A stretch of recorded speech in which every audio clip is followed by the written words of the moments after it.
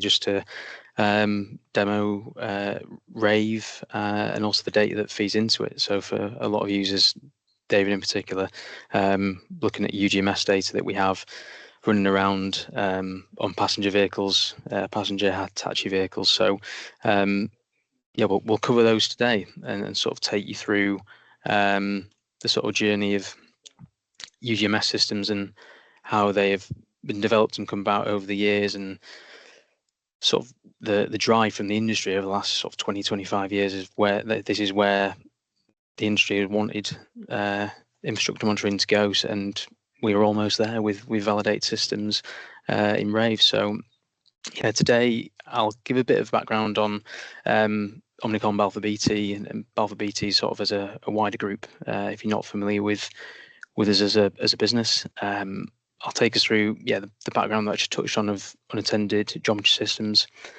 and touch on the yellow fleet, which still sort of underpins a lot of the coverage of the network.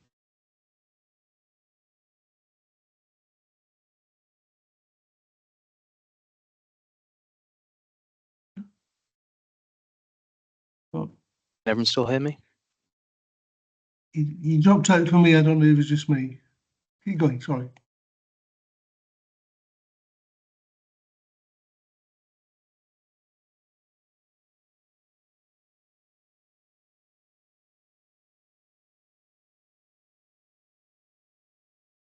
Yeah, I can't eat anything. No, okay, John. Yeah, Chris, are you with Jonathan? No, Bob. I'll send Jonathan a message and just see how long he's going to get back online. Okay, thank you. Oh, connection issues from his put it in the chat. Okay, so just there's no rush. Just take his time, I guess.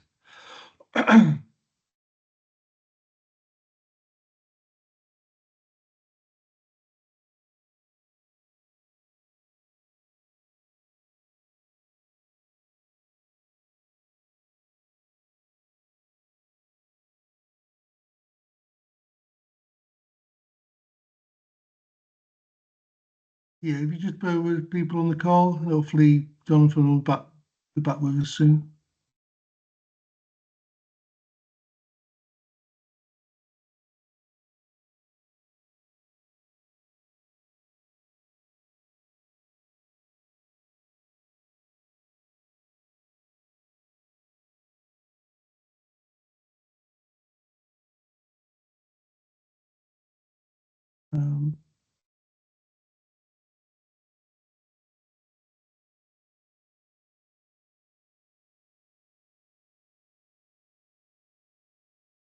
Chris, I guess you're not in a position to pick it up if he's not around.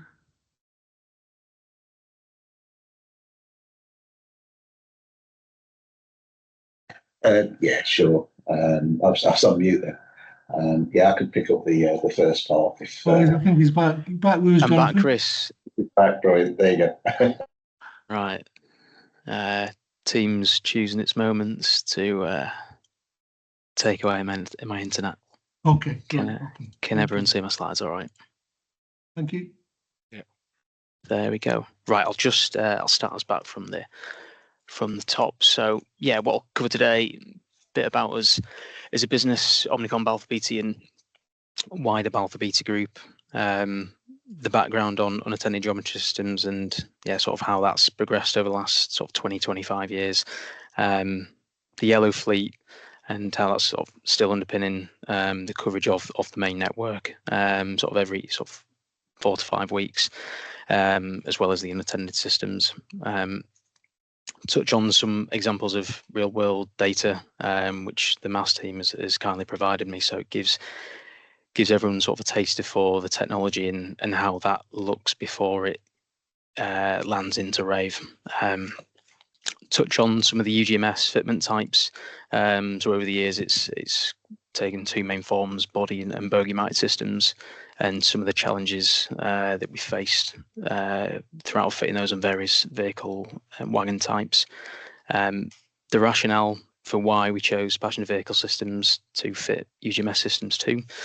And then really on to the main case study, which is the Hitachi IP, where we have we've led with a UGMS system and some of those benefits which have already been delivered from the use of that data from those systems. And then, as Dave mentioned before, the introduction to RAVE, so where all of that data lands and how users can get their hands on it and make use of that reporting. So who are we? So Omnicom was purchased by Balfour Beatty. So we form part of the wider Balfour Beatty group. Balfour Beatty have been in the rail industry on infrastructure projects for many years.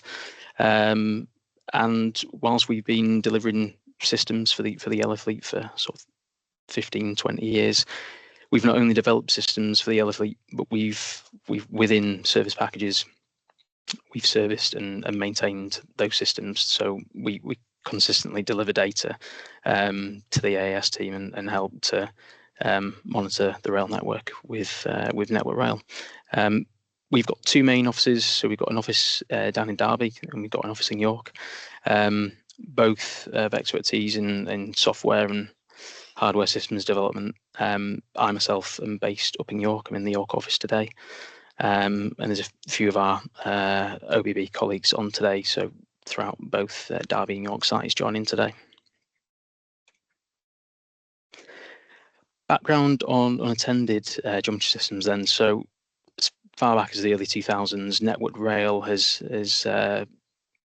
sort of driven the need for UGMS systems to try and increase the amount of reporting of data. So volume reporting is the main aim because of some of the limitations of the yellow fleet, with them needing to constantly cover the entire UK network. You're gradually making your way through certain journeys and routes within every 4 weeks. So you have a sort of a limitation of the actual fleet that they've got with the wagons, with the track geometry systems fitted.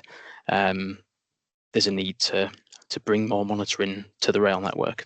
So that is where the UGMS systems fit in, and we'll come on to talk about that a bit later. But sort of where the UGMS systems came into play with Hitachi was in 2012 when they were first designed, began to be fitted to the new vehicles which were produced by the Hitachi IP fleet. But they do take many years to come through and actually be brought to the network. So it has taken some time for those systems to come to the network, but they are coming now and they are running around the network. Yeah, some of the track geometry basic principles have been around for many years, since the 1970s. And as I was mentioned before, the yellow fleet, so such as NNT and MPV, have been around for many years. These aren't new systems. These are systems that we've historically developed and continue to maintain. And now we're starting to introduce these onto passenger vehicles. So I've touched on Hitachi IP, which is predominantly track geometry, but we also have unattended systems on the Aventra on the Elizabeth line. So we've got 3 systems there, which also have the addition of overhead line data. So we take measurements of catenary height and stagger, and we also plot that in RAVE as well. So really, RAVE as a tool is a way to plot data where it's positioned geographically, but there isn't any limitation to the type of data which is presented at the moment. This is predominantly track geometry, but this is a tool which can be scaled, and we can start to bring in a lot more data, hopefully in the future. The underpinning technology on TreeTrack is that it is an optical based system. So we have 3D cameras. This example that you see here, this 3D CAD model, are the pods which are used on the Hitachi UGMS systems. So you have a camera on both the left and then on the right rail, paired with a laser. That is calibrated in order to take essentially a cross-section view of the rail every 0.2 meters.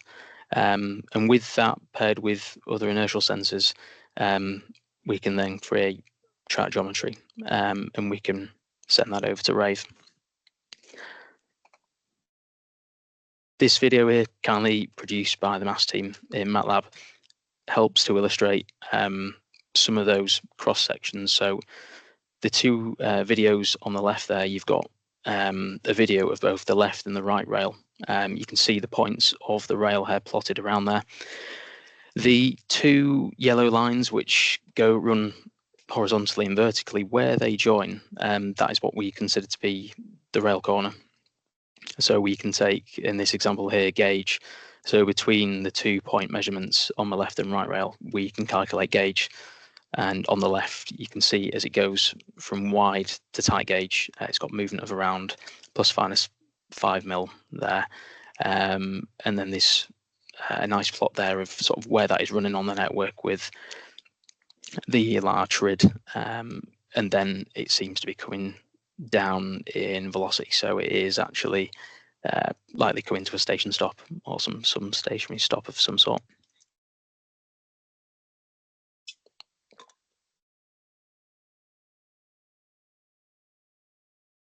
So fitment types, we've seen that 3D CAD model of the Hitachi IEP, and there's an image there of what it actually looks like. You can see that it's not as shiny and as polished as the CAD model. That's the real world scenario of where these systems are fitted. And they are fitted underneath passenger vehicles. They need to endure the weather conditions. You've got wet beds, you've got rain, you've got mud. So these systems are built to last, and a lot of considerations with how we maintain airflow over the lenses to keep the amount of dirt which could come into contact with the lenses to as low as possible, whilst also maintaining accessibility to clean the lenses and maintain them over time. So yeah, with the UGMS systems, they are bogey mounted, and the maintenance, as I said, with cleaning the lenses, we need to work very closely with both Hitachi and Network Rail to try and make sure we are cleaning those lenses of all the systems on the network. We typically tend to have lenses cleaned within the routine maintenance, which Hitachi does with the fleet, but because obviously these are passenger vehicles and passenger service is a priority, where services or potential planned maintenance needs to be pulled, it often is in order to make sure that the vehicles are there for passenger services. So there are still challenges that we're trying to overcome to make sure that we have lenses cleaned as frequently as possible, and that they are being cleaned at the regular intervals. We tend to say anything around 30 to 35 days is when we should be cleaning lenses. So that's maintenance, and we have our own dedicated team as well. So it's not only Hitachi maintaining their vehicles in general and cleaning the lenses, but we also have a dedicated maintenance team who do monitor the condition of these systems, the data that they produce, and we will request site visits to maintain these systems. Some of the other challenges, I guess, away from just Hitachi as a manufacturer, when we have to deal with different train manufacturers who may have different types of vehicles, different wagons, that will have or likely involve having different space envelopes. So we do often need to tweak certain designs in order to make sure that they do meet the customer requirements, but the fundamentals of the system design is still there, but we have the flexibility to be able to make these specific to certain types of vehicles, train manufacturers.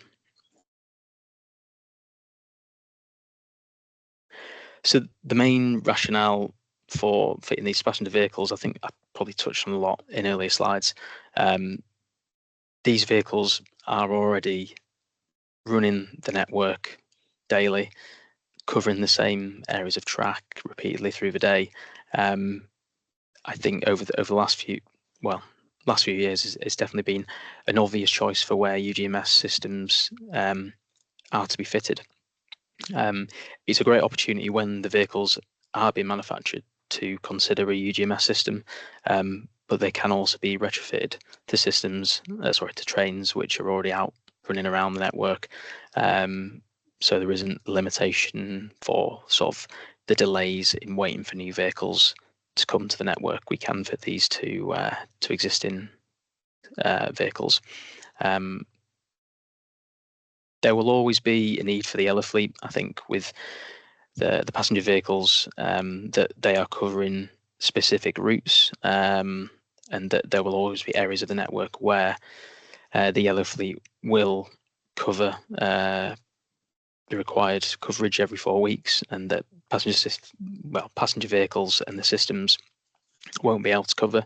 But I think using them alongside one another is definitely where we're seeing the added benefit at the moment of these UGMS systems. So the case study for Hitachi IP, and I'll touch on a few of the some of the benefits that have already been delivered in the next slides. We've currently got 16 systems across the IP West of England vehicles. So we, as I touched on, we supplied those in 2012.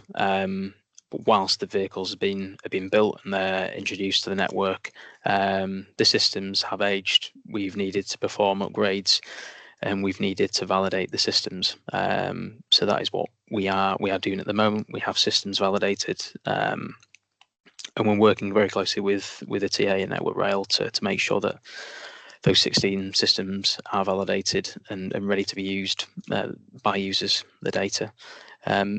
So the routes that they cover at the moment, so you have the Great Western, the Wessex regions, and then some overlapping regions. So you have West of England, which is also covered by the Transpennine, which is then also covered by the East Coast main lines, but it does have quite a good coverage at the moment of those areas. And as I say, because of these passenger vehicles, there's a lot of data coming in, so there's a lot of historic data which users can look at.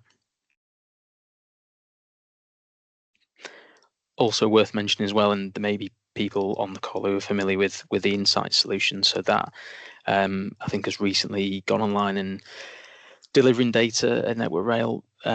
We are supplying UGMS data into that system as well, along with Yellow Fleet data. So I think not only RAVE is making use of it as well, but the IM program to deliver insights is using that data and seeing some real value from it in what they are doing with trending in predictions.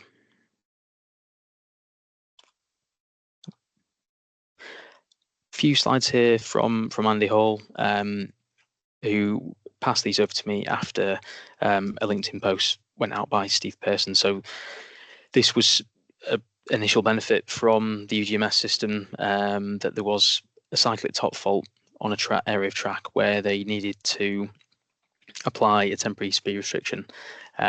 So this was recorded by a Yellow Fleet vehicle, but using one of our Hitachi IP. It was a T2 system which was signed off by the TA.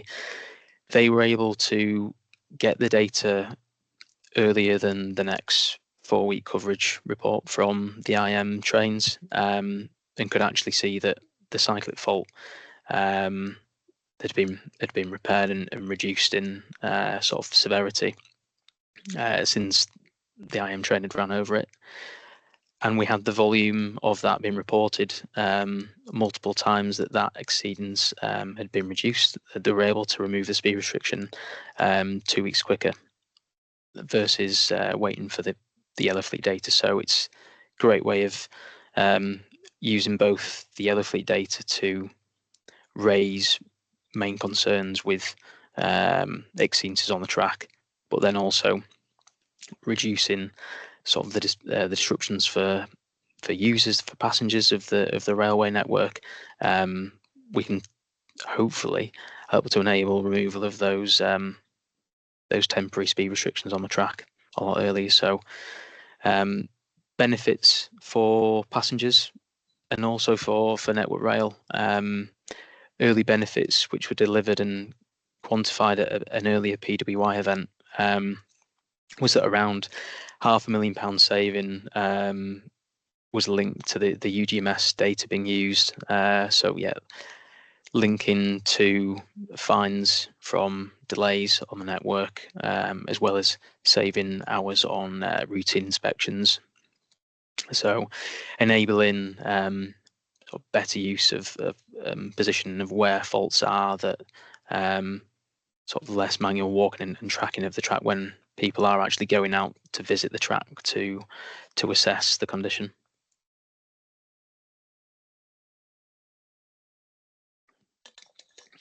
And then I'll move on to RAVE. So RAVE, and I'll get the first question out of the way because most people usually ask this, is what does RAVE stand for? And then David did have an image of a rave to put on the front of this, but RAVE does stand for the first is the R.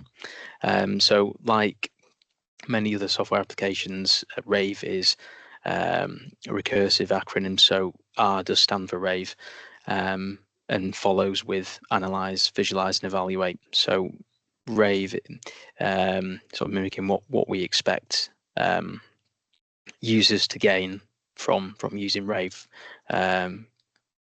RAVE as a process, analyzing the data and visualizing that for a user, and users being able to evaluate, quantify track condition, and then use that data to act on. RAVE has been developed by Omnicom Balfour Beatty and is a web product. So like a lot of existing applications, there's not really restrictions with installations to desktops and to laptops. It can be accessed anywhere in the world as long as you have a logon and an internet connection. You can access RAVE, and I know with a lot of workstations, typically it may be spread over multiple screens. RAVE predominantly at the moment is just on one screen. So we've done a lot of work on the UI front end that it can be viewed on just one monitor. I touched before on the data which we do bring into RAVE. So predominantly is track geometry along with any relevant SD reporting. So we match the network rail and as a 4.2 standard. So for reporting on the 4 types of SDs, as well as in other systems which are on the Adventure line, we also do display overhead line, height and stagger, which is synced up with track geometry.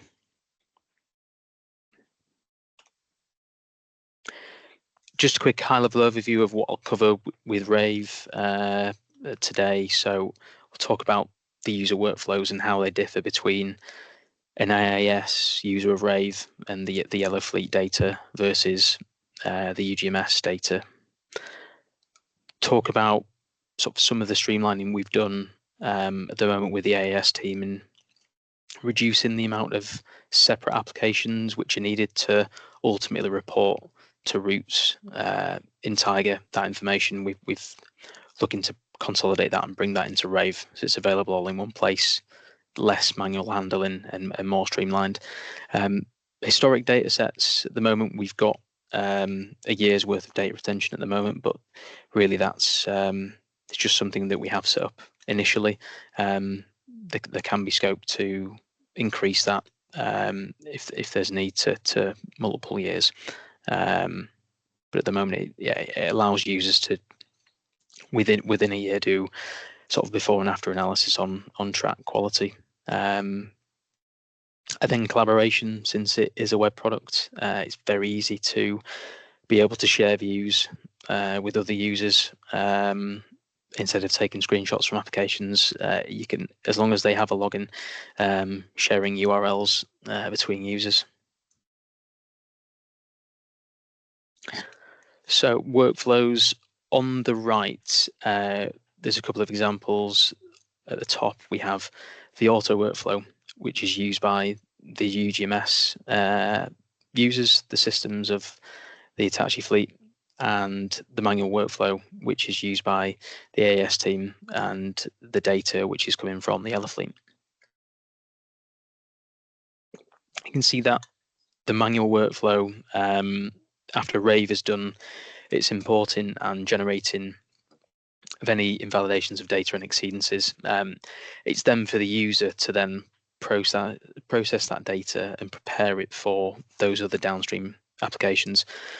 So combining what we call runs in RAVE to make sure that that aligns with what they are considering as a recording section within their journey. They would need to inspect those invalidation regions and also inspect the exceedances, just ensuring that there's no spurious data and that they're comfortable with that is a genuine exceedance. And once they've processed that data, those output files will be then generated and then passed down to those other downstream applications. And comparing that to the UGMS workflow at the moment, we have rules in place within RAVE that it will import and process the data and then apply invalidations to the data and to exceedances as well. So a user simply just needs to log onto the system and can use the data and isn't expected to do any data analysis and reject or invalidate any data. You can simply log into the system and use the data.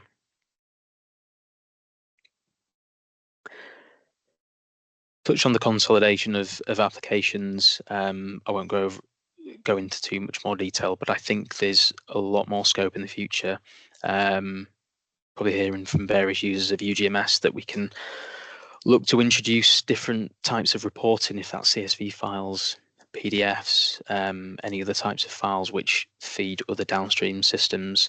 We can look to bring that into RAVE. If we can look to streamline and reduce that manual handling, I think it will really improve it for users. Really speed things along. Historic data sets, and the example that I've got on the right here, I've taken this from the AAS system. This is an example of a shift from NMT, which we've laid out on the traces page, and we've looked for some previous runs. We've been able to quickly search the database, and here I've just selected sort of a single month view. So I've gone from middle of March this year to April, and then I think the original trace was in June after that. So it just gives you the ability to do some before and after on the track quality, seeing how it deteriorates over time. If there has been any track maintenance within those periods, you can quantify the success of that maintenance.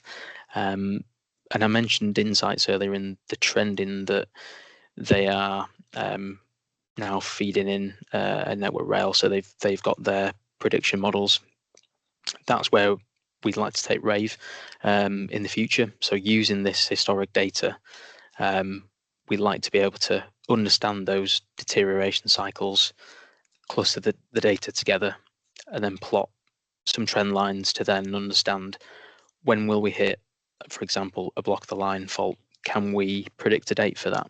Can we predict a value for that? And what we'd like to do is then generate alerts for users. So if they are monitoring specific patches of track, they're able to only be concerned with those alerts which are generated in that area, and then also prioritize those faults.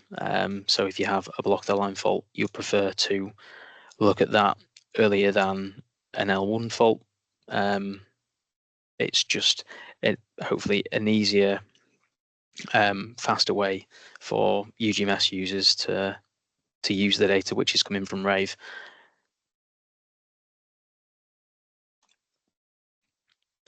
Whilst we're talking about new features and future features where we want to take RAVE as well, we'd also like to introduce the line scan imagery from systems such as PLPR and bring that into RAVE. So although data from Hitachi UGMS systems isn't being recorded on the same vehicle as where the imagery is being recorded, we can position them on the same track, and we can link the dates and times close to one another. So there are still benefits to, if there are exceedances within gauge, that you could look at track imagery before or after that exceedance, very close to that exceedance when that was reported on that date, just to give some more information before a visit out to site, to understand if that needs to be repaired.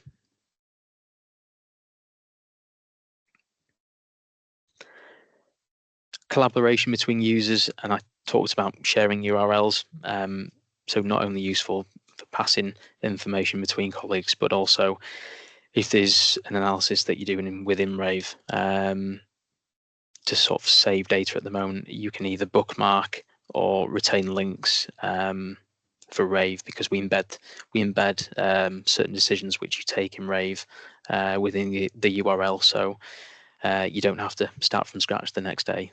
You can jump back into where you once were in RAVE and the data sets that you were looking at. You can also look to take the data offline. So before we had this feature, a lot of the feedback from users was that they wanted to take traces outside of RAVE, but in order to do so, it was taking screenshots using snipping tools.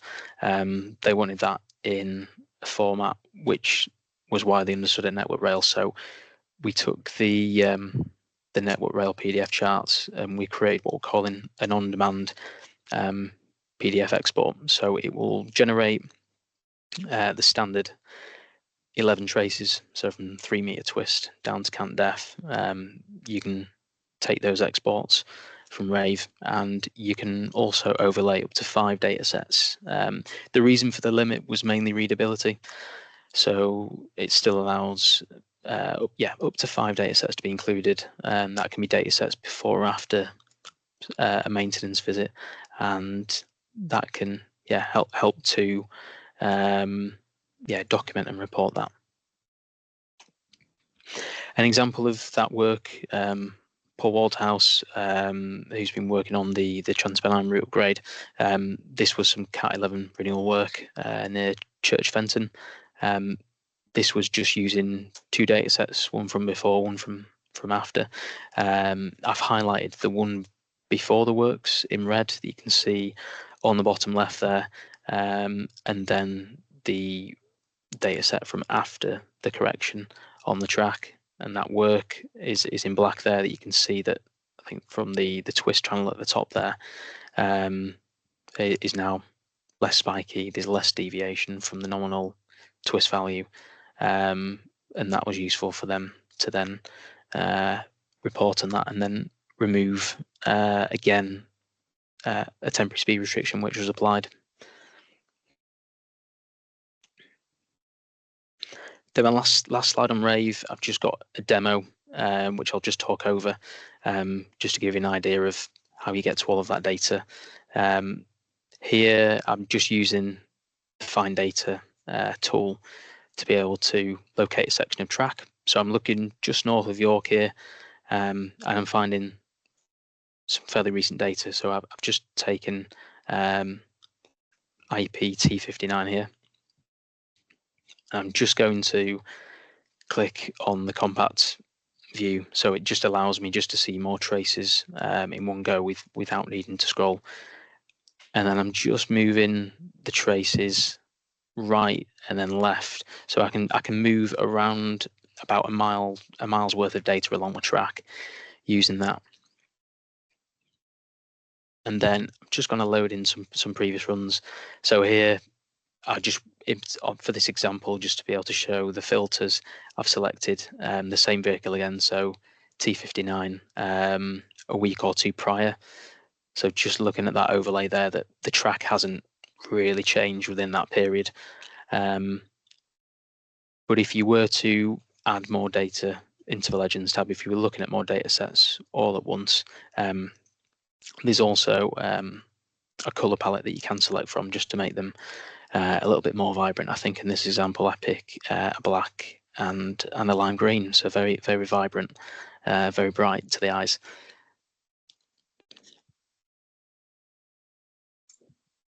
The standard channels that we show in RAVE by default are down on the left there. So these will just load in by default when you first land on the page, but you can hide and show those. But the cycle at top channels, they're typically nearer the bottom of that data. Just loaded up one of the SDs. So this is an SD report for the 8th of that section there. So you can see that the bands in green and yellow there below the traces are just where we do have SD reporting. And then being able to zoom into features on the track. So I'm looking at exceedances here. I'm prioritizing from high to low. I'm just selecting a gauge fault. So RAVE will take me towards that gauge fault, update the view, and I'm able to zoom in on that fault. So I can see that over the last week or so, that's still been a prominent fault there. And I'm able to export that PDF. So that PDF will give me a trimmed view because I've zoomed in on RAVE of that fault. So it's quite easy to sort of tell the story of what exceedance that you're concerned with because it's a trimmed view. And then on the final slides, there's also a rescaled section there just to give you that same view as you saw in RAVE. There's also the traceability back into RAVE. So have a link within the PDFs. So if anyone wants to look at the data live within RAVE and maybe add some more data sets to it, you can do that just by using that link. And then here I'm just doing a little bit more filtering on the exceedances tab. So it allows you within RAVE to filter on types of exceedances, the level, and also location as well. If you're only interested in a particular ELR and TRID, you can filter out other exceedances which have actually been raised on that recording.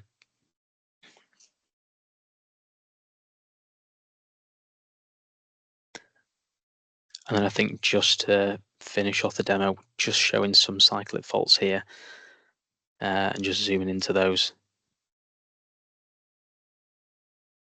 But at the moment, small cyclic faults, yeah, nothing that has been ramping up so far. And that's the end of my presentation today. I don't know if anyone's got any questions, anything that you wanted me to go back over. Thanks, Jonathan. I think there is some in the chat. Just before I go to those, for my own interest, the OLE system that you promoted on the Elizabeth line, is that available for any route, or is it just specific to that route at the moment? Just to the Elizabeth line at the moment. Okay. Yeah, but there will be, I guess, the infrastructure that it runs from London Underground infrastructure right through to Crossrail as well. So I guess they may be used on the call which are interested in that data as well when it leaves Paddington and travels towards Reading. Oh, okay, thank you. So yeah, well, thanks for coming back on. We had those issues, but I think Vladimir has a question about how often on average do they fail, go offline, or get detached from an anchor point, etc. I don't know if that makes sense to yourself, Jonathan, isn't it? Yeah, I'm not aware of any instances where we've had issues with systems being detached from the train. The systems do go through regular maintenance, so we will be visiting systems. At the moment, typically we are only seeing failures from components which are considered beyond their lifespan. So not components which are sort of wear and tear components, but where there are set lifespans for things such as lasers. So lasers will come to their end of their life, and then we will visit the systems and install new lasers. But yeah, typically it's all within the sort of set maintenance that we have with the systems. Right, okay. Gary's got a question, and I think I was thinking about this when you were talking through things. What's the time scale between measurement and providing the data to the customer? Yeah, Typically, it's around 24 to 48 hours. We are striving to improve that. There's things that we are doing with how we get data off the train. But yeah, typically 24 to 48 hours is how long it takes from when it was coming to the end of its run is then when that wait time would start. Okay, yeah. I mean, on that one, again, the risk of saying what we're looking to use this for. I mean, track monitoring on the Trans-Pennine route. We were thinking if we could get the data through quicker, then that might be able to support us with some track monitoring exercises. I don't think we're quite there yet, but it's definitely going in the right direction. Stephen Griffith's got a question. How does the system calculate the geospatial positioning of the data? Yeah, so on the yellow fleet, we have a real-time positioning system, but on the UGMS systems, we have GPS predominantly. We also have TACO. So when we do get dropouts in GPS, we do rely on TACO.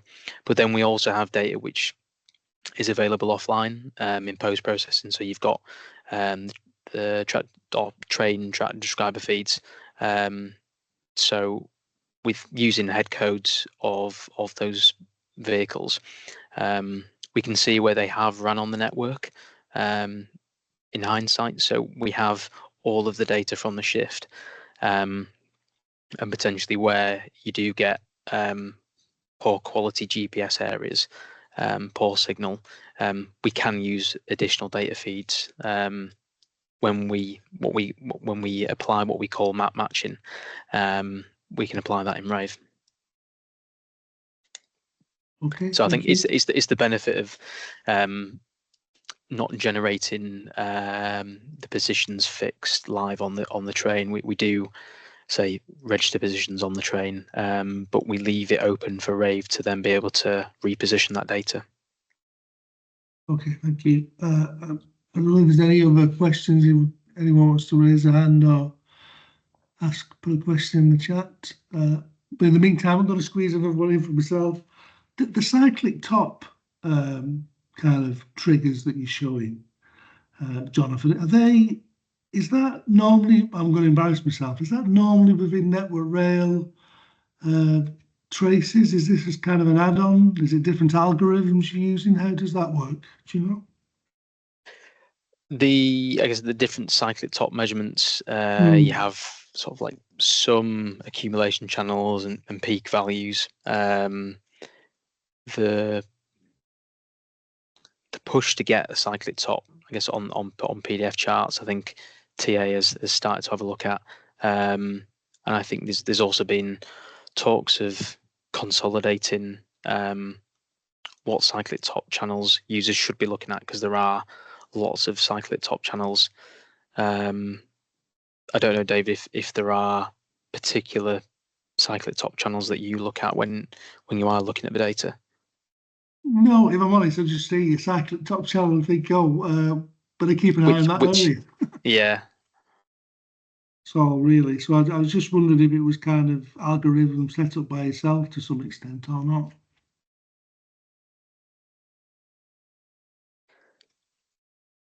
So, and then, I mean, the last one for myself, I think we've used it on TRU.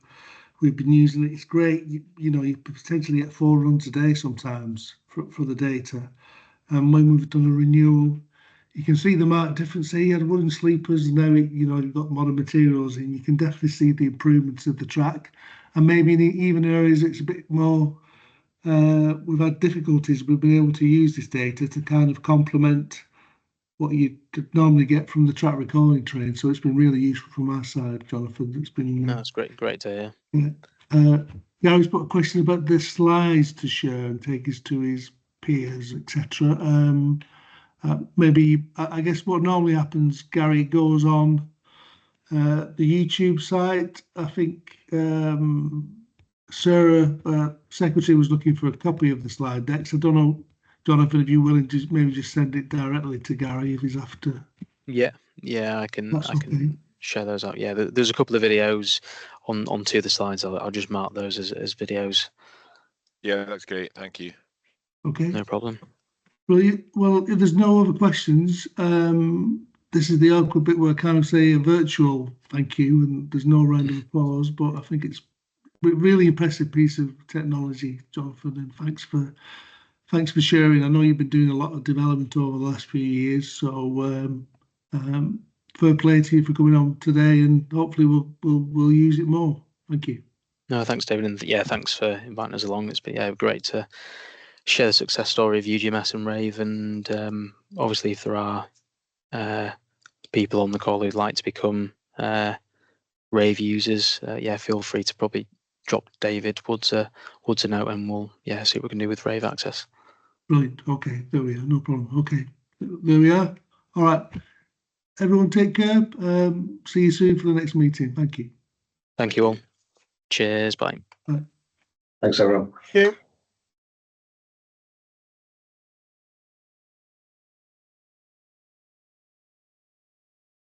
Very impressive.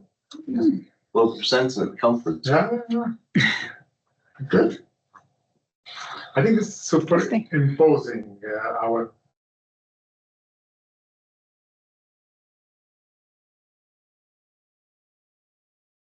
Okay, I'll Callum here and I'll drop off as well. Okay.